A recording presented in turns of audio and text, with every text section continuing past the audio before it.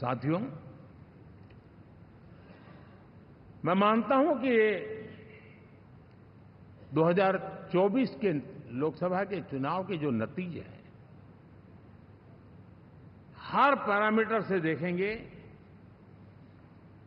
दुनिया ये मानती है और मानेगी कि ये एनडीए का महाविजय है।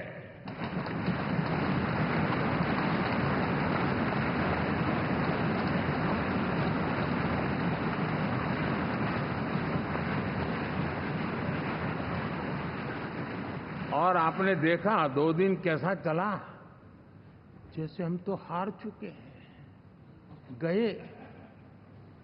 सब चारों तरफ यही दिखता था, क्योंकि उनको अपने कार्यकर्ताओं का मोरल हाई करने के लिए ऐसे काल्पनिक परेड ये करने पड़ रहे हैं। और साथियों, गठबंधन के इतिहास में अगर आंकड़ों के हिसाब से देखें तो ये सबसे मजबूत गठबंधन की सरकार है।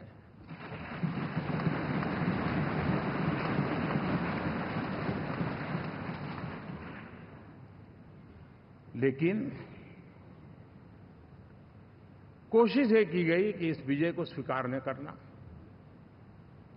उसको पराजय के छाया में डुबो कर रखना, लेकिन उसकी ऐसी चीजों की बाल मृत्यु हो जाती है, और हो भी गई। लेकिन देशवासी जानते हैं कि न हम हारे थे न हम हारे हैं।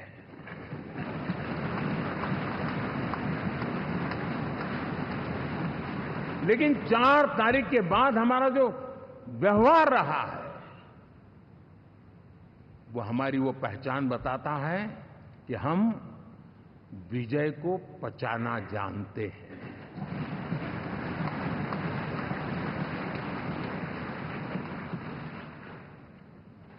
हमारे संस्कार ऐसे हैं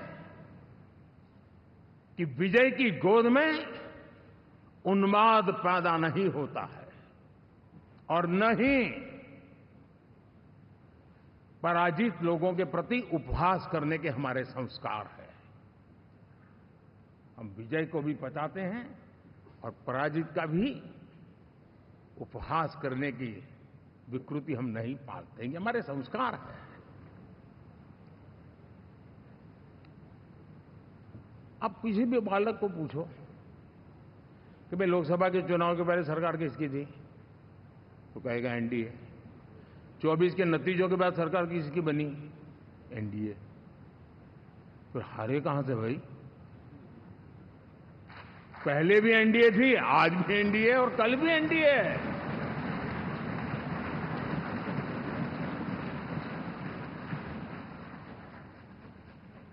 आप सोचिए, 10 साल बाद भी कांग्रेस 100 के आंकड़े को नहीं छू पाई।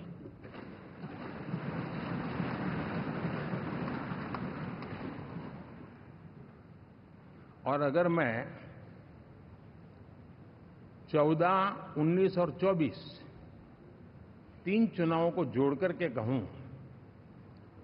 कांग्रेस के 3 चुनाव जोड़ूं, तो इन 3 चुनावों में जितनी सीटें मिली है, उससे ज्यादा हमें इस चुनाव में मिली है।